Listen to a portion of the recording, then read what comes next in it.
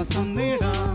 ഹൃത്തിനുള്ളിൽ ജീവൻ നൽകും വചനം, തിരുവചനം. Praise the Lord. സുഭാഷിതങ്ങളുടെ പുസ്തകത്തിൽ 22-ാം അധ്യായം വാക്യം 15, ശിശുവിൻ്റെ ഹൃദയത്തിൽ ഭോഷത്വം കെട്ടുപിണഞ്ഞു കിടക്കുന്നു, ശിക്ഷണത്തിൻ വടി അതിനെ ആട്ടി ഓടിക്കുന്നു. ഓരോ ശിശുവിൻ്റെ ഹൃദയത്തിലും ഭോഷത്വം കെട്ടുപിണഞ്ഞു കിടക്കുന്നുവെന്ന് ദൈവവചനം നമ്മളെ പഠിപ്പിക്കുകയാണ്.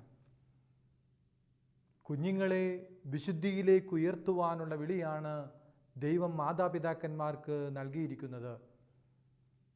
ഭോഷത്തരത്തിൻ്റെ ബന്ധനങ്ങളിൽ കെട്ടുപിണഞ്ഞു കിടക്കുന്ന കുഞ്ഞുങ്ങളെ സ്വതന്ത്രരാക്കുവാനുള്ള വിളിയാണ് ദൈവം മാതാപിതാക്കന്മാർക്ക് നൽകുന്നത്. അവരെ ഈ ഒരു സ്വാതന്ത്ര്യത്തിലേക്ക് നയിക്കുന്നത് ശിക്ഷണത്തിലൂടെയാണെന്ന് വചനം നമ്മളെ പഠിപ്പിക്കുകയാണ്. നല്ല ദൈവീകമായ ശിക്ഷണത്തിൽ മക്കളെ വളർത്തുവാൻ നമ്മൾ തയ്യാറാകുമ്പോഴാണ് കുഞ്ഞുങ്ങളിലുള്ള സാധ്യതകളൊക്കെ നമുക്ക് പുറത്തു കൊണ്ടുവരുവാനായിട്ട് സാധിക്കുന്നത്. ധ്യാനയാത്രയിൽ ഒരു വിശ്വാസിയായിരുന്ന ഒരു ചെറുപ്പക്കാരനെ ഞാൻ കണ്ടുമുട്ടി.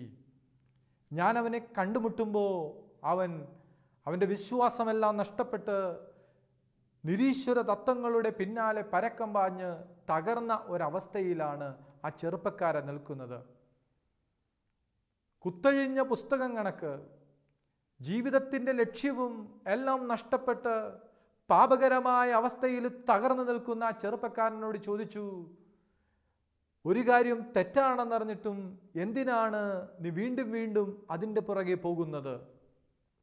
അവൻ പറഞ്ഞു, ബ്രദർ, ആകപ്പാടെ ഒരു ജീവിതം മാത്രമാണുള്ളത്, അത് മാക്സിമം സന്തോഷിച്ച് തീർക്കുക. സന്തോഷത്തിൻ്റെ പിന്നാലെ പരക്കം പാഞ്ഞപ്പോൾ പാപത്തിൻ്റെ വഴികളിലൂടെയാണ് അവൻ സഞ്ചരിക്കുന്നത്. ഏത് വഴിയിലൂടെ സഞ്ചരിച്ചാലും എനിക്ക് പാപത്തിൻ്റെ സന്തോഷം മതി എന്നാണ് ആ ചെറുപ്പക്കാരൻ പങ്കുവെക്കുന്നത്. യഥാർത്ഥത്തിൽ അവനുണ്ടായ ഈ മാനസിക തകർച്ചയ്ക്ക് കാരണം അവൻ്റെ വിശ്വാസത്തിനേറ്റ ക്ഷയമാണ്. ദൈവീകമായ ശിക്ഷണത്തിലൂടെ വിശ്വാസ അനുഭവത്തിൽ നമുക്ക് കുട്ടികളെ ഉയർത്തുവാനായിട്ട് സാധിക്കും. ആത്മീയ കാര്യങ്ങളിൽ കുട്ടികൾ നിരുത്സാഹത കാണിക്കുമ്പോൾ പലപ്പോഴും പലരും മൈൻഡ് ചെയ്യാറില്ല. സ്കൂളിൽ പഠിക്കുന്ന കാലത്തിൽ A+ വാങ്ങുവാനും ട്യൂഷന് അവരെ വിടുവാനുമൊക്കെ നമ്മൾ വളരെയധികം നിർബന്ധം കാണിക്കുമ്പോൾ കുട്ടികളുടെ ആധ്യാത്മിക നവീകരണത്തിന് വേണ്ടി എന്തുമാത്രം പ്രാധാന്യമാണ് നമുക്ക് കൊടുക്കുവാനായിട്ട് സാധിക്കുന്നത്. പ്രിയപ്പെട്ടവരെ, ദൈവീകമായ ശിക്ഷണങ്ങൾ കുട്ടികളുടെ ജീവിതത്തെ പല പ്രവൃത്തികളിൽ നിന്ന് കൈപിടിച്ചുയർത്തുന്ന അനുഭവങ്ങൾക്ക് കാരണമായി മാറും. ഒരിക്കൽ ഒരധ്യാപകൻ ആ കുട്ടിയുടെ കുരുത്തക്കേട് കണ്ട് അവനെ അടുത്ത് വിളിച്ചിട്ട് ആ ടീച്ചർ അവനോട് പറയുന്നുണ്ട്, എൻ്റെ കുഞ്ഞെ, നീ ചെയ്ത തെറ്റിൻ്റെ ഗൗരവം എത്ര വലിപ്പമേറിയതാണ്. അതവനെ വ്യക്തമാക്കിയിട്ട് ടീച്ചർ പറഞ്ഞു, ഞാൻ നിന്നെ ചൂരൽ വെച്ച് ഇപ്പോൾ അടിക്കും. അടിക്കുമ്പോൾ നിനക്ക് വേദനിക്കും. ഈ വേദന നീ ഓർക്കുമ്പോൾ ഇനി ഒരിക്കലും നീ ഇത്തരം സാഹചര്യങ്ങളിലേക്ക് പോവുകയില്ല. പ്രിയപ്പെട്ടവരെ, തെറ്റ് മനസ്സിലാക്കി കൊടുത്തുകൊണ്ട് ശിക്ഷണത്തിലൂടെ കടത്തിക്കൊണ്ടുപോകുന്ന ഒരു അധ്യാപികയാണ് നമുക്കവിടെ കാണുവാനായിട്ട് സാധിക്കുക. ദൈവികമായ ശിക്ഷണത്തിൽ നമ്മുടെ കുഞ്ഞുങ്ങളെ വളർത്തുവാൻ തയ്യാറാകുമ്പോൾ അവർ പല ദുശീലങ്ങളുടെ സാഹചര്യങ്ങളിൽ നിന്നും അവർ രക്ഷപ്പെടുന്നത് നമുക്ക് കാണുവാനായിട്ട് സാധിക്കും. മാത്രമല്ല, കുഞ്ഞുങ്ങൾ പ്രതീക്ഷിക്കുന്നത് അത് അവരുടെ പ്രതീക്ഷകൾക്കനുസരിച്ച് മാതാപിതാക്കന്മാർ ഉയരുന്നവരായി മാറണം. കുട്ടികൾ ചോദിക്കുന്നതെല്ലാം വാങ്ങിച്ചു കൊടുക്കുന്നതല്ല സ്നേഹമെന്ന് പറയുന്നത്. അവരുടെ ആഗ്രഹങ്ങൾ അത് നന്മയിലേക്ക് നയിക്കാത്തതാണെങ്കിൽ അത് പറഞ്ഞുകൊണ്ട് അവരെ അതിൽ നിന്ന് പിന്മാറ്റുന്ന അനുഭവവും സ്നേഹത്തിൻ്റെ പരിധിയിൽപ്പെടുന്നതാണ്. പ്രിയപ്പെട്ടവരെ, കുട്ടികൾക്ക് കൊടുക്കേണ്ടത് കൊടുക്കേണ്ട സമയത്ത് കൊടുക്കുക. ഒരമ്മ തൻ്റെ കുഞ്ഞിനെ എടുക്കേണ്ട സമയത്ത് എടുക്കുമ്പോൾ, കരുതേണ്ട സമയത്ത് കരുതുമ്പോൾ, ആ കുഞ്ഞ് ആ സ്നേഹം ആ കുഞ്ഞിന് അനുഭവിക്കുവാനായിട്ട് സാധിക്കും. 3 വയസ്സുള്ള കുട്ടിയെ മാതാപിതാക്കന്മാർക്ക് എടുക്കുവാനായിട്ട് എളുപ്പമാണ്. എന്നാൽ 23 വയസ്സുള്ള വ്യക്തിയെ എടുക്കുവാനായിട്ട് സാധിക്കുമോ? പ്രിയപ്പെട്ടവരെ, മാതാപിതാക്കന്മാർ കൊടുക്കേണ്ട നന്മകൾ കൊടുക്കേണ്ട സമയത്ത് കൊടുക്കണമെന്ന് ദൈവം ആഗ്രഹിക്കുകയാണ്. എന്താണ് മാതാപിതാക്കന്മാരിൽ നിന്ന് കുഞ്ഞുങ്ങൾ പ്രതീക്ഷിക്കുന്നത്? വളരെ പ്രധാനമായും സ്നേഹമാണ്. സ്നേഹം നിറയുമ്പോഴാണ് ജീവിക്കണമെന്ന് തോന്നുന്നത്, ഉള്ളിൻ്റെ ഉള്ളിൽ സന്തോഷമുണ്ടാകുന്നത്. അതുകൊണ്ട് തന്നെ ഈ ലോകത്തിലുള്ള എല്ലാ മനുഷ്യരുടെയും ഹൃദയം സ്നേഹത്തിന് വേണ്ടി കൊതിക്കുന്ന ഒരു ഹൃദയമാണ്. കുട്ടി ചോദിക്കുന്നതൊക്കെ വാങ്ങിച്ചു കൊടുക്കുന്നതല്ല സ്നേഹമെന്ന് പറയുന്നത്.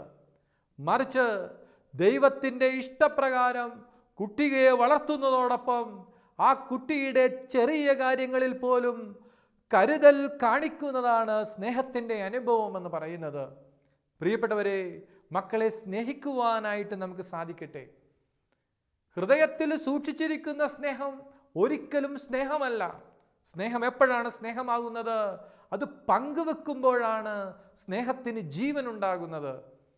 ഞാൻ എൻ്റെ കുഞ്ഞിനെ സ്നേഹിക്കുന്നുവെന്ന് കുഞ്ഞിന് എപ്പോഴാണ് മനസ്സിലാകുന്നത്? ആ സ്നേഹം കുഞ്ഞിൻ്റെ അടുത്ത് പ്രകടിപ്പിക്കുമ്പോഴാണ്.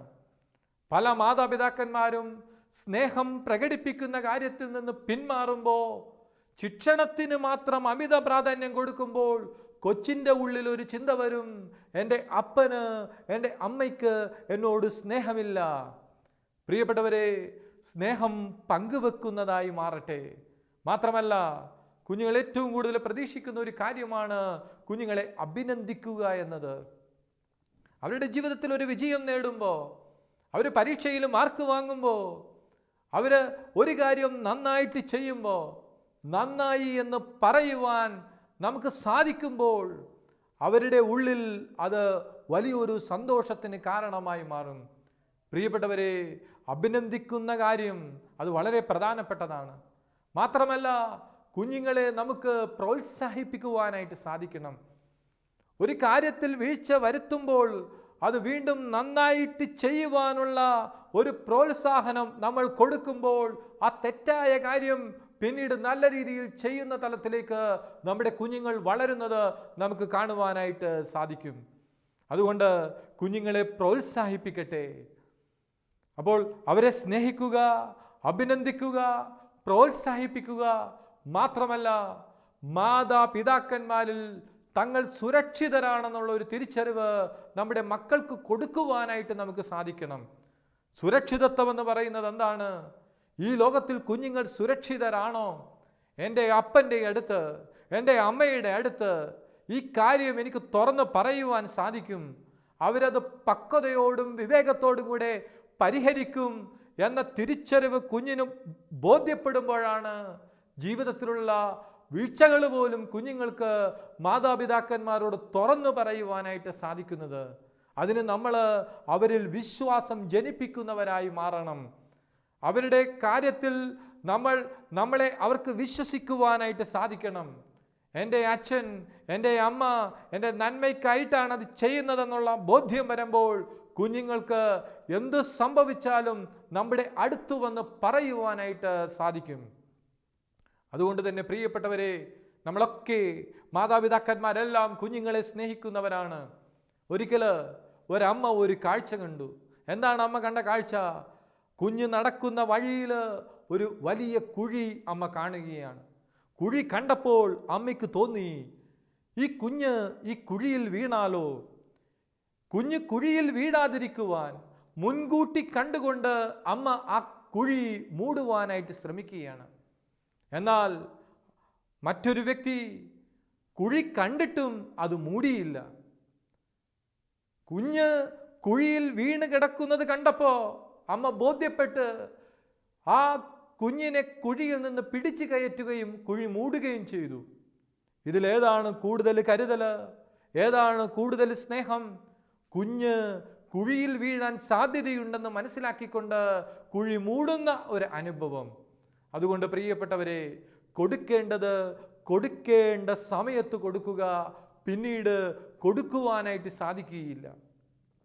പല മാതാപിതാക്കന്മാരും ചെറുപ്രായത്തിലെ കുഞ്ഞുങ്ങൾ സ്നേഹം സ്വന്തമാക്കാനായിട്ട് അച്ഛൻ്റെ അടുത്ത് അമ്മയുടെ അടുത്ത് വരുമ്പോൾ അവരെ വിഷമിപ്പിച്ച് പറഞ്ഞു വിടും. പിന്നീട് സ്നേഹം വരുന്നത് എപ്പോഴാ? അവരെ കല്യാണം കഴിച്ച് വിടുമ്പോൾ കൂടുതൽ സ്നേഹിക്കുവാനായിട്ട് ശ്രമിക്കും. അത് പലതരത്തിൽ അസ്വസ്ഥതകൾക്ക് കാരണമായി മാറും. അതുകൊണ്ട് പ്രിയപ്പെട്ടവരെ, കുഞ്ഞുങ്ങൾക്ക് കൊടുക്കേണ്ടത് കൊടുക്കേണ്ട സമയത്ത് കൊടുക്കണം. പ്രത്യേകിച്ച് അവരുടെ ജീവിതാന്തസ്, കുഞ്ഞുങ്ങൾ ആരായിത്തീരണം, എന്തായിത്തീരണം, എങ്ങനെയായി തീരണമെന്ന് മാതാപിതാക്കന്മാർക്ക് അവർക്ക് ഒരു പ്രേരണ നൽകുവാൻ, ഒരു ബോധ്യം നൽകുവാനായിട്ട് സാധിക്കണം. എത്രയോ കുട്ടികളെ ഞാൻ കണ്ടിട്ടുണ്ട്, 12ാം ക്ലാസ്സിൽ എത്തിയിട്ടും +2 പഠിക്കുന്നുണ്ടെങ്കിലും എന്തായി തീരണമെന്നുള്ള ഒരു തീരുമാനത്തിലെത്തുവാൻ ആ കുഞ്ഞിന് സാധിച്ചിട്ടില്ല. കുഞ്ഞുങ്ങൾ അവർക്കത് ബോധ്യപ്പെടുമ്പോൾ അവരുടെ ജീവിതാന്തസ്സിനെ കുറിച്ച് വ്യക്തമായ ബോധ്യം ലഭിച്ചു കഴിഞ്ഞാൽ അതിൽ പറന്നുയരുവാനായിട്ട് കുഞ്ഞുങ്ങൾക്ക് സാധിക്കും.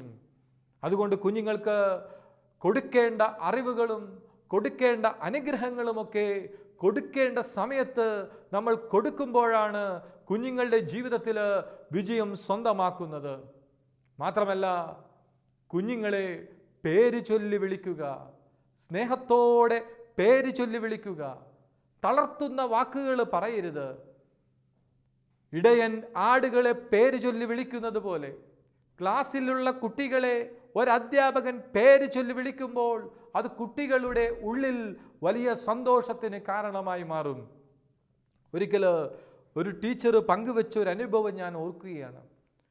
പ്രധാന അധ്യാപികയായ ആ ടീച്ചർ ഓഫീസ് റൂമിൻ്റെ മുമ്പിൽ നിൽക്കുമ്പോൾ 1ാം ക്ലാസ്സിലെ കുട്ടികൾ നിരനിരയായിട്ട് വരികയാണ്. ആദ്യത്തെ കുട്ടിയെ കണ്ടപ്പോൾ ഈ ടീച്ചർ ആ കുഞ്ഞിൻ്റെ തലയിലൊന്ന് തലോടി. രണ്ടാമത്തെ കുട്ടി എന്ത് ചെയ്തു? ടീച്ചറിൻ്റെ അടുത്ത് വന്നിട്ട് കുട്ടി തല കുമ്പിട്ടിട്ട് നിൽക്കുകയാണ്. അവസാനം ആദ്യത്തെ കുട്ടിയെ തലോടിയ ടീച്ചറിന് അവസാനത്തെ കുട്ടിയെ വരെ തലോടേണ്ടി വന്നു. കുഞ്ഞുങ്ങൾ പ്രതീക്ഷിക്കുന്നത് അത് കൊടുക്കുവാൻ സാധിക്കുമ്പോഴാണ് അവരുടെ ജീവിതത്തിൽ വിജയം സ്വന്തമാക്കുവാനായിട്ട് അവർക്ക് സാധിക്കുന്നത്.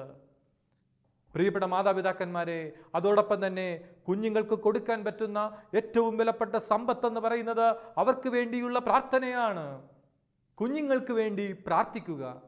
വിലാപങ്ങളുടെ പുസ്തകത്തിൽ 4ാം അധ്യായത്തിലെ വാക്യം 1 പറയുന്നുണ്ട്, സ്വർണം എങ്ങനെ മങ്ങിപ്പോയി, തങ്കത്തിനെങ്ങനെ മാറ്റം വന്നു, വിശുദ്ധ മന്ദിരത്തിൻ്റെ കല്ലുകൾ വഴിക്കവലക്കൽ ചിതറിക്കിടക്കുന്നു. സിയോന്റെ അമൂല്യരായ മക്കൾ, തങ്ങളുടെ തൂക്കത്തിനൊപ്പം തങ്കത്തിൻ്റെ വിലയുള്ളവർ, കുശവന്റെ കരവേലയായ കളിമൺ പാത്രങ്ങൾ പോലെ ഗണിക്കപ്പെട്ടതെങ്ങനെ? സ്വർണം എങ്ങനെ മങ്ങിപ്പോയി, തങ്കത്തിനെങ്ങനെ മാറ്റം വന്നു. വിശുദ്ധ മന്ദിരത്തിൻ്റെ കല്ലുകൾ വഴിയോരങ്ങളിൽ തകർന്നു കിടക്കുന്നു. ആരെക്കുറിച്ചാണ് പറയുന്നത്? വിശുദ്ധ മന്ദിരത്തിൻ്റെ കല്ലുകൾ എന്ന് പറയുന്നത് സിയോന്റെ അമൂല്യരായ മക്കളെ കുറിച്ചാണ്.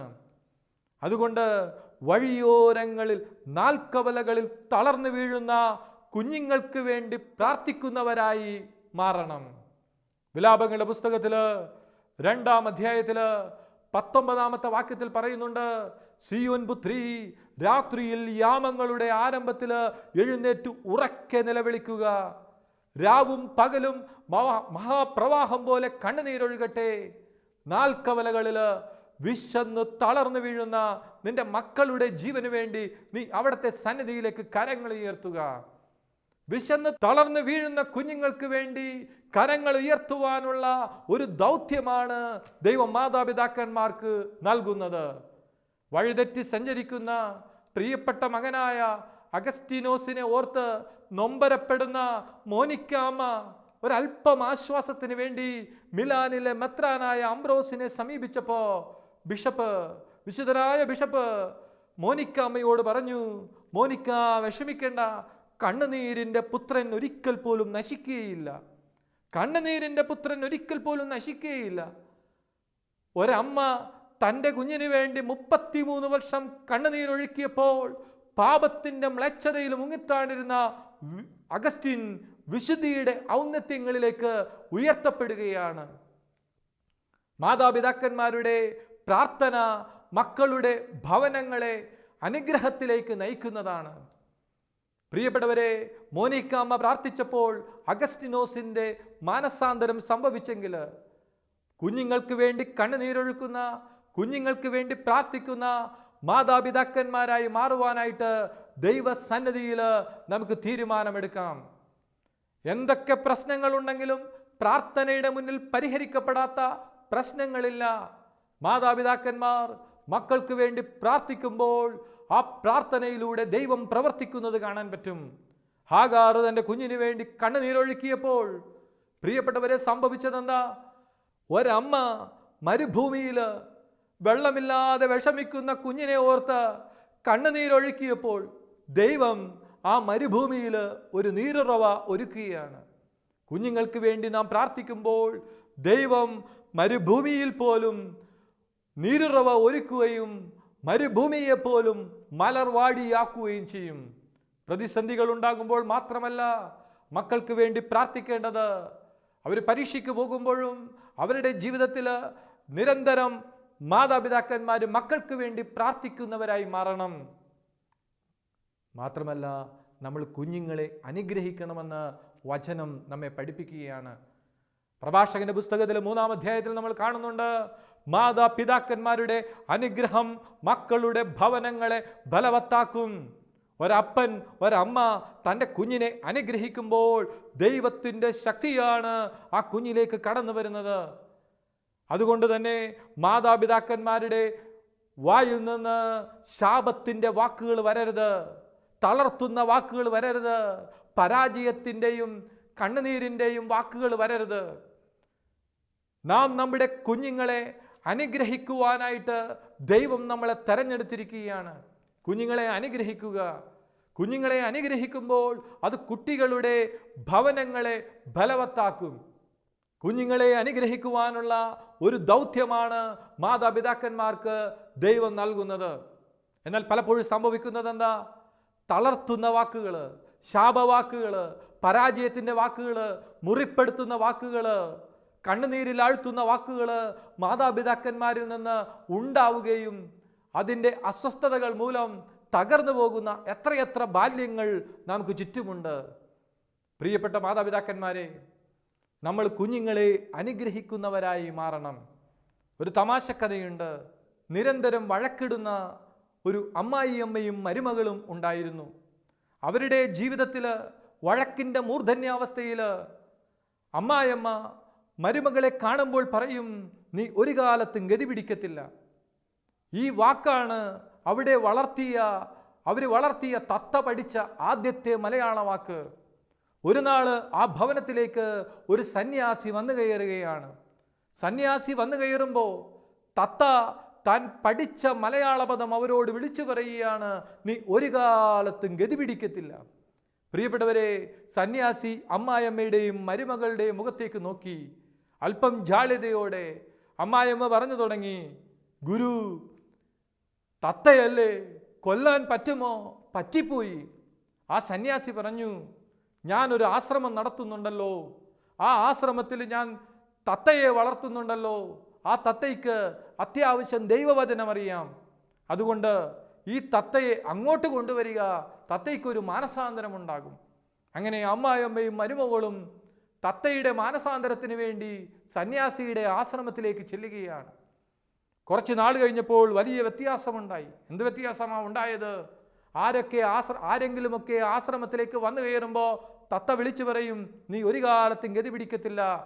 ഇത് കേട്ട് സന്യാസിയുടെ തത്ത പ്രാർത്ഥന തുടങ്ങും, ദൈവമേ ഞങ്ങളുടെ പ്രാർത്ഥന കേൾക്കണമേ, ദൈവമേ ഞങ്ങളുടെ പ്രാർത്ഥന കേൾക്കണമേ. അപ്പോൾ നമ്മൾ തളർത്തുന്ന വാക്കുകൾ വായിൽ നിന്ന് പുറത്തേക്ക് പോയാൽ അത് തിരിച്ചെടുക്കുവാനായിട്ട് നമുക്ക് സാധിക്കുകയില്ല. അതുകൊണ്ട് നമ്മുടെ വായിൽ നിന്ന് അനുഗ്രഹത്തിൻ്റെ വാക്കുകൾ മാത്രം വരട്ടെ. Praise the Lord, hallelujah. സങ്കീർത്തനം 119 സങ്കീർത്തനത്തിൽ 9 വാക്യത്തിൽ പറയുന്നുണ്ട്, യുവാവ് തൻ്റെ മാർഗം എങ്ങനെ നിർമ്മലമായി സൂക്ഷിക്കും? കർത്താവെ, അങ്ങയുടെ വചനമനുസരിച്ച് വ്യാപരിച്ചുകൊണ്ട്. നമ്മുടെ കുഞ്ഞുങ്ങളെ ദൈവവചനം പഠിപ്പിക്കുന്നവരായി നമ്മൾ മാറണം. നിയമാവർത്തന പുസ്തകത്തിൽ 6-ാം അധ്യായത്തിൽ 6 മുതൽ 9 വരെയുള്ള വാക്യങ്ങളിൽ പറയുന്നുണ്ട്, നീ നിന്റെ മക്കളെ ദൈവവചനം പഠിപ്പിക്കണമെന്ന്. യാത്രയിലായിരിക്കുമ്പോഴും എഴുന്നേൽക്കുമ്പോഴും ഉറങ്ങുവാൻ കിടക്കുമ്പോഴും നീ എപ്പോഴും മക്കളെ ദൈവവചനം പഠിപ്പിക്കുക, നെറ്റിത്തടത്തില് ദൈവവചനം ആലേഖനം ചെയ്യുക. പ്രിയപ്പെട്ടവരെ, നമ്മുടെ കുട്ടികളെ വചനം പഠിപ്പിക്കുമ്പോൾ ആ കുട്ടികൾ ഒരിക്കൽ പോലും തെറ്റിന്റെ വഴികളിൽ പോവുകയില്ല. ദൈവത്തിന്റെ വചനം ഇപ്രകാരം പറയുന്നുണ്ട്: അജ്ഞത നിമിത്തം എൻ്റെ ജനം നശിക്കുന്നു. അറിവില്ലായ്മ നിമിത്തം, ഹോസിയ പ്രവാചകൻ പറഞ്ഞതാ, അജ്ഞത നിമിത്തം എൻ്റെ ജനം നശിക്കുന്നു. അറിവില്ലായ്മയാണ് പല കുട്ടികളുടെയും പതനത്തിന് കാരണം. അതുകൊണ്ട് അവരെ ദൈവവചനം പഠിപ്പിക്കുക. 1 തെസ്സലോനിക്ക 4-ാം അധ്യായത്തിൽ വാക്യം 4 പറയുന്നുണ്ട്: നിങ്ങൾ ഓരോരുത്തരും സ്വന്തം ശരീരത്തെ വിശുദ്ധിയിലും മാന്യതയിലും കാത്തു സൂക്ഷിക്കേണ്ടത് എങ്ങനെയെന്നറിയണം. ഒരു വ്യക്തി സ്വന്തം ശരീരത്തെ വിശുദ്ധിയിലും മാന്യതയിലും കാത്തു സൂക്ഷിക്കേണ്ടത് എങ്ങനെയെന്ന് അറിയുമ്പോഴാണ് ആ വ്യക്തിയിൽ വിശുദ്ധിയിൽ വളരുവാനായിട്ട് സാധിക്കുന്നത്. അതിനവരെ ദൈവവചനം പഠിപ്പിക്കണം. വചനം പാദത്തിന് ദീപവും പാതയിൽ പ്രകാശവുമാണ്. വചനം പഠിക്കുന്ന ഒരു കുട്ടി തെറ്റിന്റെ വഴിയിലേക്ക് പോവുകയില്ല. അതുകൊണ്ടാണ് യുവാക്കന്മാരെ കുറിച്ച് യോഹന്നാൻ ശ്ലീഹ പറഞ്ഞത്: യുവാക്കന്മാരെ, നിങ്ങൾ ശക്തന്മാരാണ്, കാരണം ദൈവത്തിന്റെ വചനം നിങ്ങളിൽ വസിക്കുന്നു. ദൈവവചനം ഒരു കുട്ടിയുടെ ജീവിതത്തിലേക്ക് കടന്നു വരുമ്പോൾ ആ കുഞ്ഞ് ശക്തനായി മാറുകയാണ്. പാപത്തെ അതിജീവിക്കുവാൻ തക്കവണ്ണം ആത്മശക്തി ആ കുട്ടി സ്വന്തമാക്കുകയാണ്. പ്രിയപ്പെട്ടവരെ, നമ്മുടെ മക്കളെ ദൈവവചനം പഠിപ്പിക്കുവാനായിട്ട് നമുക്ക് സാധിക്കട്ടെ. വീണ്ടും നമ്മുടെ കുഞ്ഞുങ്ങളെ നമുക്ക് അച്ചടക്കത്തിൽ വളർത്തുവാനായിട്ട് സാധിക്കണം. പ്രഭാഷകന്റെ പുസ്തകത്തിൽ 7-ാം അധ്യായത്തിൽ 23-24 വാക്യങ്ങളിൽ പറയുന്നുണ്ട്: നിന്റെ പുത്രന്മാരെ അച്ചടക്കത്തിൽ വളർത്തുക, ചെറുപ്പം മുതലേ അനുസരണം ശീലിപ്പിക്കുക. ചെറുപ്പം മുതലേ അനുസരണം ശീലിപ്പിക്കുക. നമ്മുടെ കുട്ടികൾ അച്ചടക്കത്തിലാണോ വളരുന്നത്? ചെറുപ്പം മുതലേ അനുസരണം ശീലിപ്പിക്കുവാനായിട്ട് നമുക്ക് സാധിക്കുന്നുണ്ടോ? പ്രിയപ്പെട്ടവരെ, അടുത്ത ധ്യാന ചിന്ത എന്ന് പറയുന്നത്: നാം ആർക്ക് വേണ്ടി കഷ്ടപ്പെടുന്നുവോ അവർ നിങ്ങൾക്ക് നഷ്ടപ്പെടരുത്. നാം ആർക്ക് വേണ്ടി കഷ്ടപ്പെടുന്നുവോ അവർ നിങ്ങൾക്ക് നഷ്ടപ്പെടരുത്. നമ്മുടെ ജീവിതത്തിൽ നമ്മുടെ ഏറ്റവും പ്രിയപ്പെട്ട കുഞ്ഞുങ്ങൾ, ഒരു കഥയുണ്ട് കേട്ടോ. ദാരിദ്ര്യത്തിൻ്റെ തീവ്രതയിൽ കാട്ടിൽ നിന്ന് നാട്ടിലേക്ക് വരുന്ന ഒരു അമ്മയുണ്ട്. തൻ്റെ കയ്യിലിരിക്കുന്ന കുഞ്ഞ് കരയുന്നുണ്ട്. കുഞ്ഞിന് വെള്ളം കൊടുക്കുവാൻ പോലും പൈസയില്ലാതെ വിഷമിക്കുന്ന അമ്മ ഭിക്ഷ തണ്ടിയെങ്കിലും എൻ്റെ കുഞ്ഞിനെ വളർത്തണമെന്ന തീരുമാനത്തോടെ നാട്ടിലേക്ക് നടക്കുമ്പോൾ ഒരു ഗുഹ ശ്രദ്ധിക്കപ്പെടുകയാണ്. ആ ഗുഹക്കകത്തേക്ക് അമ്മ കയറിയപ്പോൾ അതിൻ്റെ അകത്ത് നിറയെ രത്നങ്ങളും വിലപിടിച്ച സ്വർണ്ണാഭരണങ്ങളും. കുഞ്ഞിനെ അവിടെ താഴെ കിടത്തിയിട്ട് ഈ രത്നം സഞ്ചിയിൽ ആക്കുമ്പോൾ ആ ഗുഹയിൽ നിന്നൊരു ശബ്ദമുണ്ടായി. അല്പസമയത്തിനുള്ളിൽ ഗുഹാമുഖം അടയും, വിലപ്പെട്ടത് മറക്കരുത്. കുറച്ചുകൂടി വാരിക്കൂട്ടിയപ്പോൾ ശബ്ദം വീണ്ടും ഉയർന്നു, ഗുഹാമുഖം അടയുകയാണ്. പ്രിയപ്പെട്ടവരെ, വാരിക്കൂട്ടിയതുമായിട്ട് അമ്മ പുറത്തേക്ക് ചാടി. അമ്മയ്ക്ക് സന്തോഷമുണ്ടായി. ഇനി ഞാൻ ആരുടെ മുമ്പിൽ കൈനീട്ടേണ്ട, എൻ്റെ കുഞ്ഞിന് വേണ്ടി ഞാൻ കൊട്ടാരം പണിയും, ആ കൊട്ടാരത്തിൽ ഒരു രാജ്ഞിയാക്കി എൻ്റെ കുഞ്ഞിനെ ഞാൻ വളർത്തും. അല്പം കഴിഞ്ഞപ്പോൾ കുഞ്ഞ് കരയുന്നുണ്ട്. അമ്മ ശ്രദ്ധിച്ചപ്പോൾ കുഞ്ഞ് ഗുഹയ്ക്കകത്താണ്. താൻ ആർക്ക് വേണ്ടി കഷ്ടപ്പെട്ടുവോ ആ കുട്ടി തനിക്ക് നഷ്ടപ്പെട്ടുകൊണ്ടിരിക്കുകയാണ്. ഈ ലോകത്തിൽ പലതും നേടാൻ വേണ്ടി മാതാപിതാക്കന്മാർ ലോകം മുഴുവൻ ഓടുമ്പോൾ ഓർക്കുക, നമ്മുടെ കുഞ്ഞുങ്ങൾ നഷ്ടപ്പെടുന്നതിന് കാരണമായി മാറരുത്. നമുക്ക് ദൈവത്തോട് പ്രാർത്ഥിക്കാം. കർത്താവേ, നീ ഞങ്ങൾക്ക് ദാനമായി നൽകിയ മക്കള് അവർ നഷ്ടപ്പെടാതെ വിശുദ്ധിയിലും വിശ്വാസത്തിലും ദൈവഭക്തിയിലും വളരുവാൻ, അവരെ വളർത്തുവാൻ വേണ്ട ആത്മീയ അനുഗ്രഹങ്ങൾ ഞങ്ങൾക്ക് നൽകണമേ. ആമേൻ.